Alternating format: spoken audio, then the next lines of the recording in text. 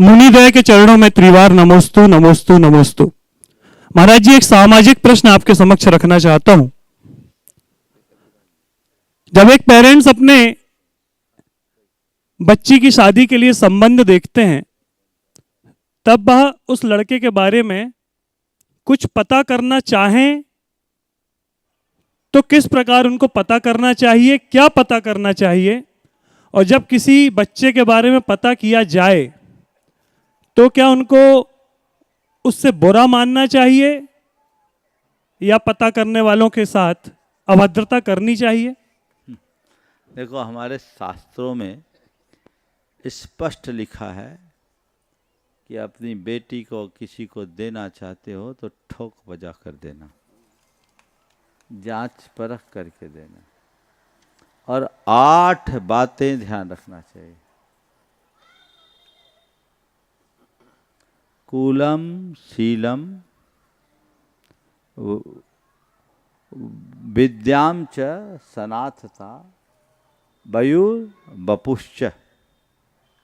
कुल को, उसका कुल कैसा है, शील कैसा है, आचरण कैसा है, सनाथता कैसी है, फिर उसको विद्या उसके पास कैसे है, यानी उसकी समझ कैसी है, पढ़ा लिखा है कि नहीं, फिर वित्त पैसा कैसा है, फिर वय उसकी उम्र क्या है, और बपू उसका रूप कैसा है। समझ गए? तो ये सब चीज़ें उसको देखो, उसका कुल देखो, उसका शील देखो, फिर उसकी सनातता, भरा पूरा परिवार होना चाहिए। कूलम शीलम विद्याम च सनाथता, कूलम शीलम च वित्तम च सनाथता विद्या बपुर वयश्च।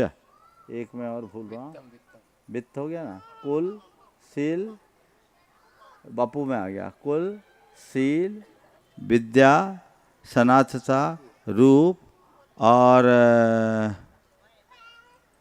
वय उम्र, और एक और मैं मिस कर रहा हूँ। 8 चीज़ें थोड़ी देर बाद में याद आ जाएगी।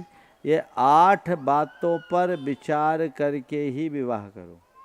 सबसे आखिरी में रूप, उससे पहले वित्त है, उसके पहले वय, कुल को देखो, शील को देखो, उसके गुण को देखो, कूलम शीलम गुणम वित्तम सनाथता विद्या बपुर। जाति कुल शील में आ गया, कुल और शील में आ जाता है जाति। इन सब को देखकर आप अपनी कन्या का विवाह करो। तो यदि कोई किसी के बारे में पता लगाता है तो लगाना चाहिए, और पता लगाने वाले को सही इन्फॉर्मेशन देनी चाहिए। लेकिन चूंकि सामाजिक बातें, तो पता लगाने वाले को गोपनीयता से पता लगाना चाहिए, और पता लगाने वाले का पता किसी को नहीं लगना चाहिए।